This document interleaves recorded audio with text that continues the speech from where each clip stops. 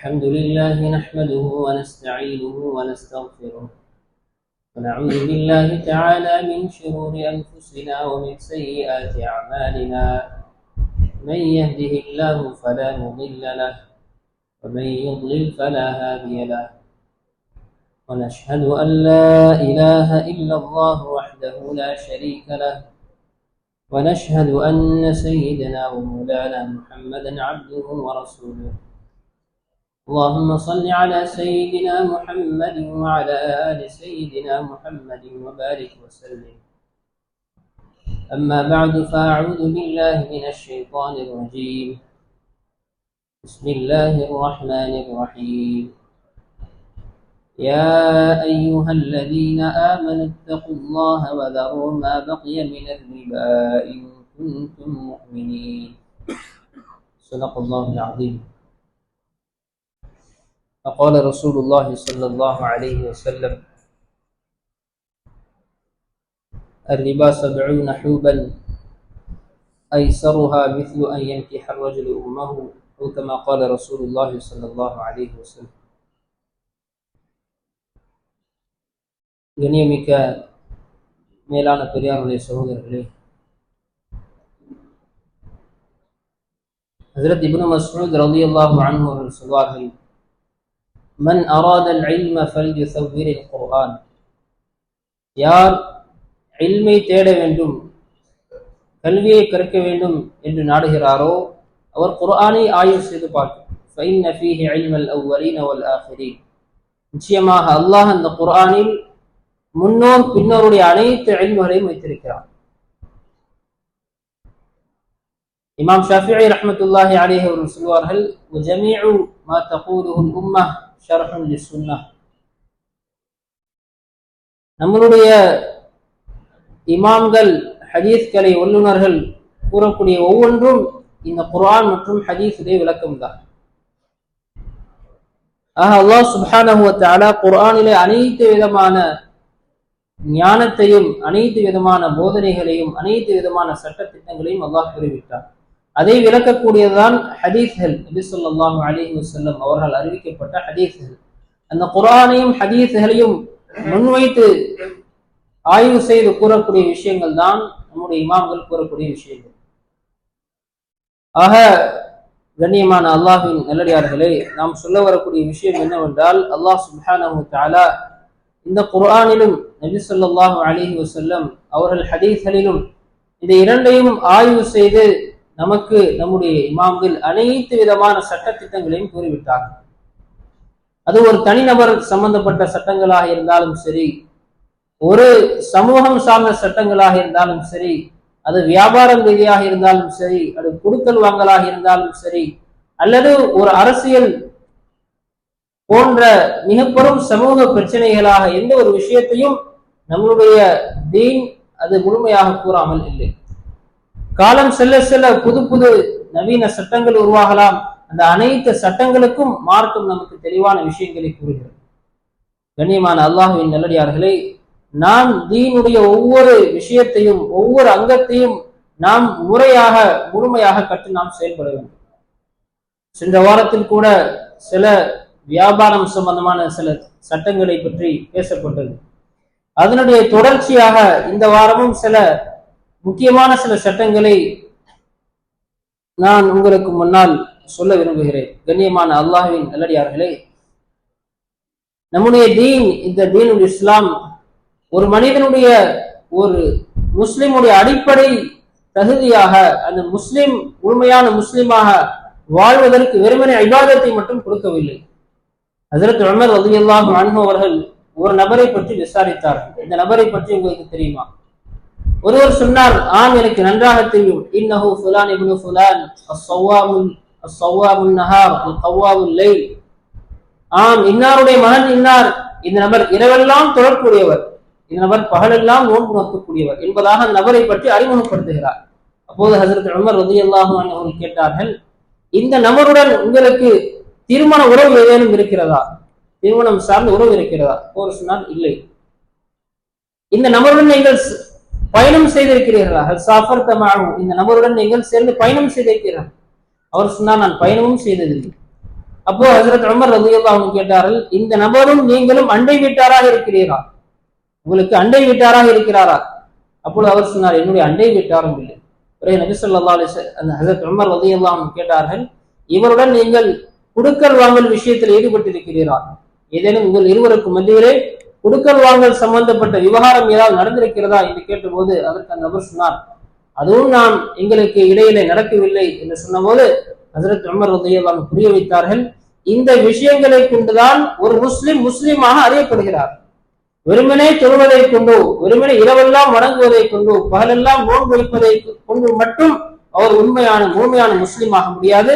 மாறாக அவருடைய தன்மைகள், அவருடைய கொடுக்கல் வாங்கல், அவருடைய குடும்ப வாழ்க்கை, அவருடைய தனிப்பட்ட வாழ்க்கை அவருடன் கலந்திருப்பதை வைத்துதான் அந்த நபர் ஒரு முழுமையான முஸ்லிமாக அறியப்படுகிறார் என்பதை ஹஜ்ரத் உமர் ரலியல்லாஹு அன்ஹு புரிய வைத்தார். நபி ஸல்லல்லாஹு அலைஹி வஸல்லம் அவர்களும் வியாபாரிகள், மேலும் அது சம்பந்தப்பட்டவர்களுக்கு இவ்வளவு சிறப்புகளை, பலவிதமான ஹதீஸ்களை சிறப்புகளை கூறுகிறார் என்று சொன்னால் அது முறையான வியாபாரம் செய்பவர்களுக்கு தான். ஒரு ஹதீஸில் நபி ஸல்லல்லாஹு அலைஹி வஸல்லம் அவர்கள் சொன்னார்கள், இன்ன அத்யபல் கஸ்பி கஸ்புத் துஜ்ஜார், இன்ன அத்யபல் கஸ்பி கஸ்புத் துஜ்ஜார், தொழிலே சம்பாத்தியத்திலே மிக பரிசுத்தமான சம்பாத்தியம் அந்த வியாபாரிகளின் சம்பாத்தியம் என்று சொன்னார்கள்.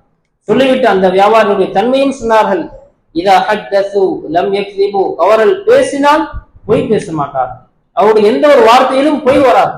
வைதா துமினு லம் யகூனு, அவர்கள் நம்பப்பட்டால் அதற்கு மோசடி செய்ய மாட்டார்கள். வைதா வஅது லம் யுக்லிஃபு, அவர்கள் வாக்கு கொடுத்தால் அந்த வாக்குக்கு மாற்றம் செய்ய மாட்டார்கள். வைதா கான அலைஹிம் லம் யம்குரு, அவர்கள் மீது ஏதேனும் கடமையாக இருந்தால், அவர்கள் கொடுக்க வேண்டிய கடன் இருக்கலாம், அல்லது வியாபார ரீதியான ஒப்பந்தத்தில் ஏதேனும் அவர்கள் கொடுக்க வேண்டியது இருந்தால் அதிலே அவர்கள் தள்ளி போட மாட்டார்கள், இழுத்தடைக்க மாட்டார்கள். வைதா கான லஹும் லம் யுஸிரு, அவர்களுக்கு வர வேண்டிய ஏதேனும் காசு பணங்கள் இருந்தால் அவர்கள் வற்புறுத்தி பலவந்தமாக நிர்பந்தப்படுத்தி கேட்க மாட்டார்கள். இப்படிப்பட்ட தன்மைகள் உள்ள வியாபாரியுடைய அந்த சம்பாத்தியத்திலே மிக புனிதமான சம்பாத்தியம், அத்யபுல் கஸ்ப், மிக உன்னதமான உயர்ந்த சம்பாத்தியம் என்று சொன்னார்கள்.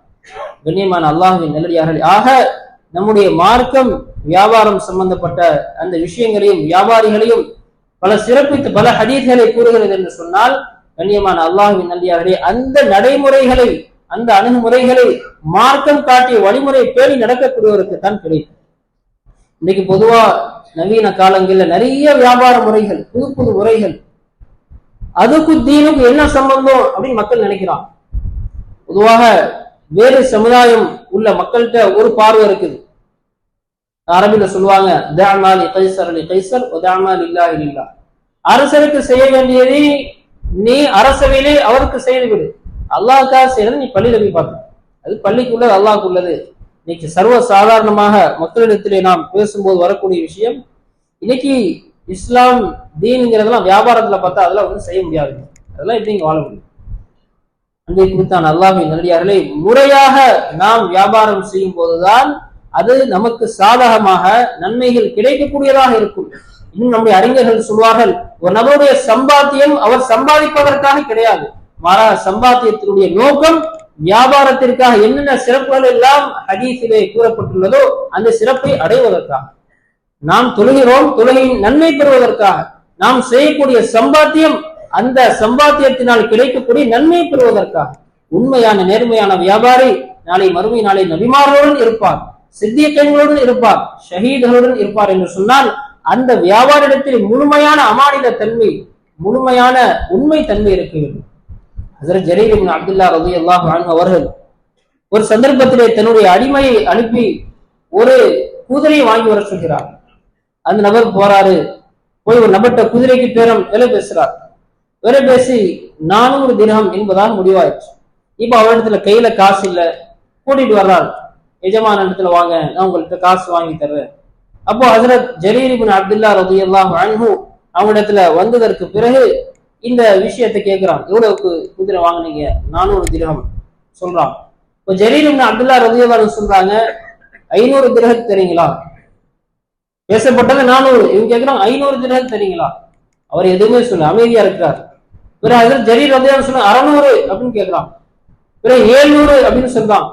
பிறகு 800 இவங்களே விலை ஏத்திட்டே போறாங்க. அவர் சொல்றாரு, வியாபாரம் செய்யும் போது விலையை ஏற்றி கேட்கக்கூடிய எந்த ஒரு கஸ்டமர் தொழிலாளியும் நான் பார்த்தது இல்லை. யாராவது கஸ்டமர் விலை ஏற்றி கேட்பாங்களா? அப்போ அவங்க சொன்னாங்க, இல்ல 800 திரகத்துக்கு நான் வாங்கிக்கிறேன். 800 திரகத்துக்கு வாங்குறான். வாங்கிட்டு அது ஜரீர் ரலியல்லாஹு அன்ஹு சொன்ன வார்த்தை, வேளாண் பெரியார்களே, நாம் இந்த வார்த்தையை கவனிக்க வேண்டும். அவர்கள் சொன்னார்கள், நான் நபி ஸல்லல்லாஹு அலைஹி வஸல்லம் அவருடன் நான் உடன்படிக்கை செய்துள்ளேன், ஒப்பந்தம் செய்துள்ளேன், அன் நுஸ்ஹலி குல்லி முஸ்லிம், ஒவ்வொரு முஸ்லிமுக்கும் நான் நலவை நாட வேண்டும், ஒவ்வொரு முஸ்லிமுக்கும் நான் நன்மை நாடுவேன் என்பதாக நபி ஸல்லல்லாஹு அலைஹி வஸல்லம் அவர்களிடம் நான் ஒப்பந்தம் செய்துள்ளேன் என்று சொல்லிவிட்டு இதையும் சொன்னார்கள், அப்படி நான் உங்களுக்கு நன்மை நாடாவிட்டால் நபியிடம் நான் செய்த ஒப்பந்தத்தை நான் முறிக்கவனாக ஆகிவிடுவேன் என்று சொன்னார். மேலான பெரியார்களே சகோதரர்களே, நாம் செய்யக்கூடிய வியாபாரம் இந்த நோக்கத்திற்காக. நபி ஸல்லல்லாஹு அலைஹி வஸல்லம் அவர்களுடைய வியாபாரம் எப்படி இருந்தது என்று சொன்னால், அதை பார்த்துவிட்டு மக்கள் ஈமானுக்கு வந்து விடுவார். வியாபாரம் செய்வாங்க, இஸ்லாத்துக்கு வந்துடுவாங்க. அவங்களுடைய தன்மைகள். நபி ஸல்லல்லாஹு அலைஹி வஸல்லம் மதீனாவுக்கு போகும்போது அந்த வியாபார ஸ்தலங்கள் எல்லாம் யூதர்கள்ட்ட இருக்கு. அவங்க வியாபாரம் செஞ்சுட்டு இருக்கிறான். மஸ்ஜித் நபவிக்கு அருகாமையில முஸ்லிம்கள் வியாபாரம் செய்ய ஆரம்பிக்கிறாங்க. ஒரு கட்டத்தில் எப்படி ஆயிருதுன்னு சொன்னா, நிர்பந்தமானி வேற வழி இல்லாம அந்த யூதர்கள் இங்க வந்து வியாபாரம் செய்யக்கூடியவங்க வாங்கிட்டாங்க. ஆக நாம் இதுல கவனிக்க வேண்டிய முக்கியமான விஷயம் ஒன்று, தார்மீக ஒழுக்கங்கள், அல்லாஹ் ரசூல் நம்மிடம் எதிர்பார்க்கக்கூடிய ஒழுக்கங்கள். இது போன்று அல்லாஹ் ரசூல் எதிர்பார்க்கக்கூடிய அவசியமான கட்டாயமான விஷயங்களையும் நாம் முறையாக கடைபிடிக்க வேண்டும். இன்னைக்கு பொதுவா வியாபார முறைகள்ல நிறைய, உதாரணத்துக்கு இன்னைக்கு நமக்கு மத்தியில பார்ட்னர்ஷிப் உடைய வியாபாரம் சர்வசாதாரணமா இருக்கு. சில பேர்கிட்ட பணம் இருக்கும், வியாபார முறை தெரியாது. சில பேருக்கு வியாபார முறை தெரியும், ஆனா இடத்துல பணம் இருக்காது. அல்லாஹ் தஆலா உலகத்தை எல்லாரும் ஒருவருக்கொருவர் உதவி செய்யக்கூடிய அடிப்படையில தான் வச்சிருக்கு. மார்க்கம் இது அனுமதிக்குது, ஆனா பல நிபந்தனைகளோடு அனுமதி. அதுல முக்கியமான ஒரு விஷயம் என்ன அப்படின்னு சொன்னா, எந்த நபர், ஒரு நபர் அவர் கேபிட்டல் இன்வெஸ்டரா இருக்கார், அவர்கிட்ட பணம் இருக்கு. இன்னொரு எம்ப்ளாயி, அவர் வேலை பார்க்கிறவர், அவருக்கு என்னன்னு சொன்னா அவர்கிட்ட பொருள் பணம் இல்லை, ஆனா அவர் வேலை பார்க்க தெரியும். இவர் ஒரு குறிப்பிட்ட தொகையை கொடுக்கிறார் வியாபாரத்தின் அடிப்படையில சொன்னா கூடுமா? தாராளமாக கூடும். சில நிபந்தனைகளோட உலமாக்கள் சொல்லி இருக்கிறான். நபி ஸல்லல்லாஹு அலைஹி வஸல்லம் ஹதீஸ்ல நிறைய இது போன்ற விஷயங்கள் சொல்றான். சஹாபாக்கள் காலத்திலும் இது போன்ற வியாபாரம் நடந்திருக்கு. அதுல ரொம்ப ஒரு முக்கியமான விஷயம் என்னன்னு சொன்னா, ஒரு குறிப்பிட்ட தொகையை கொடுத்துட்டு மாதம் மாதம் எனக்கு இவ்வளவு கொடுத்துருங்க என்பதாக பிக்ஸ் பண்றது கூடாது. இப்போ உதாரணம், ஒரு நபர் ஒரு 1000 ரூபாய் கொடுக்குறார். உதாரணத்துக்கு ஒரு 1000 ரூபாய் கொடுத்துட்டு சொல்றார், எனக்கு மாதம் மாதம் ஒரு 200 ரூபாய் கொடுத்துருங்க. நீங்க எல்லாம் எவ்வளவு சம்பாதிச்சாலும் சரி, 1,00,000 ரூபாய் கொடுத்துட்டு எனக்கு மாதம் ஒரு 2000 ரூபாய் தந்தா போதும், நீங்க எவ்வளவு வேணாலும் சம்பாதிச்சுக்கீங்க, ஆனா எனக்கு நீங்க 2000 ரூபாய் தந்துங்க. அல்லாஹ்வின் நல்லடியார்களே, இது ஷரியத்துடைய பார்வையில் வட்டி. எந்த விதத்திலும் இது ஹலால் கிடையாது. அதே போன்று யார் அந்த பணத்தை கொடுக்கிறாரோ லாபத்திலே அவர் பொறுப்பேற்பதை போன்று நஷ்டத்திற்கு பொறுப்பேற்கும். சொல்லுவாங்க, உலமாக்கள் சொல்லுவாங்க, லா ரிபஹ மா லம் யுத்மன் அல் குர்மு பில் குர்ம், எதுவரைக்கும் அவர் நஷ்டத்திற்கு பொறுப்பேற்க மாட்டாரோ அவர் லாபத்திற்கு மட்டும் பொறுப்பேற்க முடியாது. லாபத்துக்கு மட்டும் பொறுப்பேற்கிறார்னு சொன்னா அதுதான் இன்னைக்கு காலத்துல சொல்லப்படக்கூடிய வட்டி. ஒரு நபர் கடன் கொடுக்கிறார், கடன் கொடுத்துட்டு குறிப்பிட்ட காலத்துக்கு பிறகு அவர் என்ன எதிர்பார்க்கிறார், நீ அதே பணத்தை திருப்பி தரணும், அதோட சேர்த்து ஒரு அமௌண்ட் தரணும். வார்த்தை பிரயோகம் வேண்டுமானால் மாறலாம், ஆனால் சட்டம் உண்டுதான். அழகா தெளிவா சொல்லிட்டாங்க, குல்லு கர்தின் ஜர்ர மன்ஃபஅத்தன் ஃபஹுவ ரிபா, எந்த கடனின் மூலமாக ஒரு பலன் கிடைக்குமோ அந்த அனைத்தும் மட்டும். அப்போ நஷ்டத்திற்கு பொறுப்பேற்காமல் லாபம் என்பது இல்லை. நமக்கு ஒரு கேள்வி வரலாம், நான் கொடுக்குறேன் முறையா பயன்படுத்தலாம் என்ன செய்யுது, அவர் அதை மாற்றமான வழியில பயன்படுத்திட்டா என்ன செய்யுது? மேலான பெரியார், அதற்காக நாம் முன்னால் முறையான முழுமையான நிபந்தனைகளை போட்டுக் கொள்ளலாம். இந்த வியாபாரம் தான் செய்யணும், இவ்வளவு தூரம் தான் பயணிக்கணும், தவணைக்கு விற்கக்கூடாது, ரொக்கமாக இருந்தாலும் விற்கணும். இது போன்ற வியாபாரத்தினுடைய அடிப்படைகள் முன்னாடியே நாம் நிபந்தனைகளை போட்டுக்கொள்ளணும். எந்த நிபந்தனையுமே போடாம நம்பிக்கையின் பேரால கொடுத்துட்டேன், அவர் தப்பா செஞ்சிருப்பாரு, தப்பா பயன்படுத்திருப்பாரு, அதனால இந்த நஷ்டத்துக்கு நான் பொறுப்பேற்க முடியாது. மேலான பெரியார் சகோதரி, இப்படி நாம் வியாபாரம் செய்தோம் என்று சொன்னால் வெளிரங்கத்தில் அது ஹலால், ஆனால் அதற்கு காரணமாக வரக்கூடிய வருவாய் ஹராம். நாம் சில விஷயத்தை நேரடியாக அதை நாம் ஹராம் என்று விளங்குவதில்லை. நபி ஸல்லல்லாஹு அலைஹி வஸல்லம் பிற்காலத்தில் நடக்கக்கூடிய சில விஷயங்களை எச்சரித்து சொன்னார்கள். லயஷ்ரபுன்ன நாஸும் மின் உம்மதி அல் ஹம்ர யுஸம்முனஹா பிகைரி இஸ்மிஹா, கடைசி காலத்திலே பின்னால் ஒரு காலத்திலே சில மக்கள் மதுவை அருந்துவார்கள், ஆனால் மது என்ற பெயரில் அருந்த மாட்டார், வேறு பேர் வச்சுக்குவாங்க. யுஸம்மூன அல் ஹிரவல் வல் ஹரீர மக்கள் எல்லாம் சில தவறான விஷயங்களை மேற்கொள்வார்கள், ஆனால் அதற்கு வேறு பெயர்கள் வைத்துக் கொள்வார்கள். பெயரை மாத்துறதுனால அது கண்டிப்பாக ஒருபோதும் ஹலாலாக ஆகாது. விஷயத்துடைய பெயரை மட்டும் மாத்துறதுனால இது ஹலால் என்பதாக சொல்ல முடியாது. ஆக ஷரியத்துடைய ஒவ்வொரு விஷயத்திலும் அடிப்படை, ஒவ்வொரு விஷயத்திலும் சொல்ல வர விஷயம் என்னன்னு சொன்னா, இப்போ இதன் காரணமாக நாங்க என்ன செய்யலாம். அதே மாதிரி ஒரு நபர் ஒர்க்கிங் பார்ட்னரா இருக்கார், 2 பேர் சேர்ந்து பல பேர் சேர்ந்து பிசினஸ் பண்றான். இதுல பலவிதமான நிபந்தனைகள் இருக்கு. சிலர் மட்டும் நான் கூடுதலாக நான் தொழில் செய்யறேன், அந்த வேலையில ஈடுபடுறேன் அப்படிங்கிறதுக்காக அவர் தனியா சேலரி எடுக்க முடியாது. நபர் கூடுதலாக அதுல அவர் பாடுபடுறார், உழைக்கிறார் என்பதற்காக அவருடைய பார்ட்னர்ஷிப் எவ்வளவு பார்ட்னர்ஷிப் போட்டாரோ, எவ்வளவு இன்வெஸ்ட் பண்ணாரோ அதுல இருந்து அவர் எடுக்க முடியாது.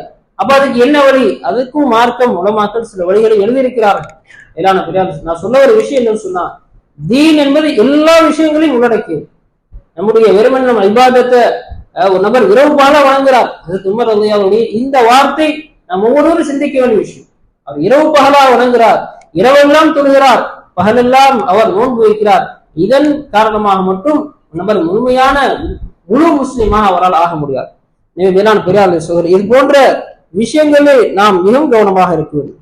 இன்னைக்கு உலமாக்கள் எழுதியிருக்கிறாங்க, இன்னும் எத்தனையோ விஷயங்கள் வேறு விதமான வார்த்தை பிரயோகத்துல பயன்படுத்தப்படுது. ஹலால் என்பதாக சொல்றான், ஹலால் என்பதாக நீ வட்டி வேற காரணம் சொல்லிக்கிறோம்.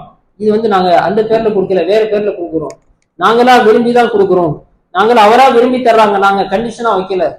உங்களுக்கு கடன் கொடுத்து எந்த விதமான நிபந்தனையும் இல்லாமல், அதற்குண்டான எந்த முகாந்திரமும் இல்லாமல் அவராக கொடுக்கக்கூடியது, இது ஹலால். அவரா விரும்பி தர்றார், எவ்வளவு கஷ்டத்துல இருந்த அந்த நேரத்துல நீங்க உதவி செய்வீங்க பாருங்க, தாராளம் வச்சுக்கோங்க, அவரா கொடுக்குறாரு, இது வேற விஷயம். ஆனா நிபந்தனை இடுவதோ அல்லது அது போன்ற நிபந்தனை இல்லாமல் அது போன்ற விஷயம், அதான் சொல்லுவா அல் மஅரூஃப் கல் மஷ்ரூத். அறிஞர் எடுத்து ஒரு அடிப்படையான ஒரு விஷயம், அல் மஅரூஃப் எது புழக்கத்திலே அது சாதாரணமாக ஆகிவிட்டதோ அது நிபந்தனை வைக்கப்பட்டதை போன்றுதான். ஒரு இடத்துல ஒரு தவறு அது சாதாரணமா நடக்குது, அது நிபந்தனை இல்லாமலே நடந்தாலும் நிபந்தனை ஆக்கிற மாதிரி தான். சில விஷயம் நிபந்தனை ஆக்கப்படல, ஆனா நாங்க நிபந்தனை வைக்கல, என்ன செய்யல, நிபந்தனையாக வைக்கல, கண்டிஷனா வைக்கல. ஆனா அதே நேரத்துல நாங்க என்ன செய்யணும், இத அவங்களா விரும்பி கொடுக்குறாங்க, அது முழுமையான விருப்பம் இல்ல, இவங்க கேட்கலனாலும் அவங்க கொடுப்பாங்கன்னு இவங்களுக்கு தெரியும், அப்படின்னா கூடாது. எல்லா விஷயத்துலயும் தான். ஒரு பெண்ணுக்கு வீடு கொடுப்பதா இருந்தா இதான் சட்டம், கண்டிப்பா இது ஒரு கட்டாயமான நடைமுறையாக ஒரு குடும்பத்துல அல்லது பார்க்கப்படுதுன்னு சொன்னா, இப்ப நாங்க கேட்கல அவங்களா கொடுக்குறாங்க என்றாலும் அது நிபந்தனை வைக்கப்படாமலேயே நிபந்தனை போல் இருந்தா அதுவும் கூடாது. எல்லான பெரிய இது போன்ற விஷயம். இன்னைக்கு அதே மாதிரி லஞ்சம், இது அன்பளிப்புங்கிற பெறால கொடுக்கப்படும். அதான் சொல்லுவாங்க, லஞ்சத்துக்கு 2 விஷயம் இருக்கு, இப்தாலு ஹக்கின் வ இஹ்காகு பாத்திலின். எனக்கு வர வேண்டிய ஒருவருக்கு வர வேண்டிய விஷயம் அது வரக்கூடாதுங்கிறதுக்காக கொடுக்குறது. இன்னொன்னு எனக்கு உரிமையான விஷயம், எனக்கு வர வேண்டிய ஒரு விஷயம் அது கிடைக்காம போகுது, நான் கொடுத்தாதான் கிடைக்கும். உதாரணமா சில இடங்கள்ல ஒரு பாஸ்போர்ட் அல்லது அந்த மாதிரி வேற ஏதாவது சில வேலை நியாயமான அடிப்படையில இந்த இடத்துல எல்லா லீகலான எல்லா விஷயங்களும் இருக்குது, ஆனா இந்த தொகை நான் கொடுக்காம நான் அந்த விஷயத்துக்கு தகுதி பெற மாட்டேன். இந்த மாதிரியான விஷயத்திற்காக ஒரு நபர் ஒரு வழி இல்லை ஆலய நிலத்தில் அணுகி இது உண்மையிலேயே இவருக்கு தகுதியான விஷயம் தான் என்பதாக கொடுத்தால் அது கூடும். ஆனா இவருக்கே தகுதி இல்லாத ஒரு விஷயம் அதை இந்த காசு மரத்தின் மூலமா கொடுத்து அணுகிறார், அதுக்கு பேர் வேணா வேற பேர் வச்சுக்கலாம், அன்பளிப்பு பேர் வைக்கட்டும், வேற ஏதாவது கிஃப்ட்னு சொல்லட்டும், ஆனா இதன் காரணமா அவருக்கு தகுதி பெறாருன்னு சொன்னா இது கூடாது, இது ரிஷ்வத்துல வரும். இதே போன்றுதான் இன்னைக்கு இருக்கக்கூடிய நிறைய விஷயங்கள்ல இன்னைக்கு மக்கள் வேறு பேர்ல வச்சுக்கிறோம். அதனால ஒவ்வொரு விஷயம் அது வியாபாரமாக இருந்தாலும் சரி, சின்ன கொடுக்கல் வாங்கலா இருந்தாலும் சரி, இன்னைக்கு எத்தனையோ வியாபார முறைகள் வந்துருச்சு. ஷரியத்துடைய தெளிவான சட்டங்கள் நம்ம கேட்காம நாமளா ஃபிக்ஸ் பண்ணி செஞ்சுட்டு போறோம். இதெல்லாம் கூடும், இதெல்லாம் கூடுற மாதிரி தான் இருக்கு, இதுக்குள்ள ஷரியத்துல என்ன பெருசா இருக்க போகுது. இன்னைக்கு இருக்கக்கூடிய எத்தனையோ நவீன வியாபார முறை, இன்னைக்கு இருக்கக்கூடிய கிரிப்டோ கரன்சி, பிட்காயின் போன்ற எத்தனையோ விஷயங்கள், இன்னைக்கு வியாபார முறைகள், தொழில் முறைகள், குறிப்பா ஆன்லைன் பிசினஸ் சார்ந்து எத்தனையோ விஷயங்கள், எதுக்கும் நம்ம மார்க்கத்துக்கு என்ன சம்பந்தம் என்பதாக நினைக்கக்கூடிய மக்கள் இருக்கிறான். எந்த ஒரு விஷயமா இருந்தாலும் தீன்ல குர்ஆன் ஹதீஸிலிருந்து ஆய்வு செய்து அந்தந்த காலத்திற்கு சொல்லக்கூடிய அந்த தகுதிகளை அல்லாஹ் உருவாக்கி வச்சிருக்கான். என்ன சட்டம் வேணாலும் வரட்டும், அந்த ஒவ்வொரு சட்டங்களுக்கும் அல்லாஹ் சுப்ஹானஹு பதில் சொல்லக்கூடிய இன்னைக்கு ஆய்வு நடந்து கொண்டே இருக்கு. இன்னைக்கு இஸ்லாமிக் பேங்கிங்கா இருக்கட்டும், ஷேர் மார்க்கெட்டா இருக்கட்டும், இது போன்ற எத்தனை விஷயங்கள் இருக்குதோ அது சார்ந்த விஷயங்கள் ஆய்வு செய்யறதுக்குன்னே ஒரு உலமாக்கவே குழு. இது ஹராம் தானா அல்லது இது ஹலாலுக்குண்டான வாய்ப்புகள் இருக்குதா? வேளாண் பெரியார் சொல்ற ஹலால் என்பது அது ஹலாலான வழிமுறையில் இருக்கணும். ஒரு விஷயத்தை எப்படியாவது நியாயப்படுத்துவதற்காக ஒரு விஷயத்தை மனசுல வந்துருச்சு, இதை எப்படி செய்யணும், அதுக்கு எப்படியாவது ஹலாலோட வழியை தேர்வு. இது அல்லாஹ் ரசூலுக்கு விருப்பமான விஷயம். இயல்பாக நம்முடைய மனம் என்பது அது ஒரு பாவமான விஷயத்தை தூண்டக்கூடியது. குர்ஆன் ஹதீஸை முன்வைத்து நாம் ஒவ்வொரு விஷயத்தையும் பண்ணணும். இது உண்மையிலே அல்லாஹ் பிடிக்கிற விஷயமா அதை நான் செய்யறேன், இல்ல இது நான் வேற விதத்துல போய் அல்லாஹ் மன்னிக்கணும், இது அசல்ல யூதர்களுடைய பண்பு. அல்லாஹ் சுப்ஹானஹு வ தஆலா அவர்களை சனிக்கிழமை மீன் பிடிக்க கூடாது என்பதை தடுத்திருந்தான். அவங்க என்ன செஞ்சாங்க, சனிக்கிழமை வலையை போட்டுட்டு ஞாயிற்றுக்கிழமை வந்து பிடிச்சாங்க. நாங்க சனிக்கிழமை பிடிக்கல, இல்ல முன்னாடியே முதல் நாளே வலையை போட்டாச்சு. சனிக்கிழமையோ அல்லது வெள்ளிக்கிழமையோ வலையை போட்டுட்டு ஞாயிற்றுக்கிழமை வந்து பிடிச்சாங்க. ஏன் அல்லாஹ் தஆலா சனிக்கிழமை தானே. இது போன்ற தந்திரம் மார்க்கத்துல விரும்ப தகுந்ததல்ல. அப்ப எந்த தந்திரம், எந்த விதமான நம்முடைய செயல்பாடுகள் கூடும், எது கூடாது என்பதை உலமாக்கள் விவரித்து எழுதியிருக்கிறான். அல்லாஹ்வின் அடியார், நாம் ஒவ்வொரு விஷயத்தையும் தீனுடைய மார்க்கத்துடைய, ஏன்னா எல்லாமே தீன். பிறந்ததுல இருந்து இறப்பு வரைக்கும், காலையில விழிச்சதுல இருந்து இரவு தூங்குற வரைக்கும் என்னுடைய ஒவ்வொரு அசைவும் தீனாக இருக்கும். அப்படிப்பட்ட தீனை முழுமையாக பின்பற்றக்கூடிய நன்மக்கள் அல்லாஹ் சுப்ஹானஹு வ தஆலா நம் அனைவரும் ஆக்கியல் புரிவானாக. வாஹிரு தஅவானா அல்ஹம்துலில்லாஹி ரப்பில் ஆலமீன்.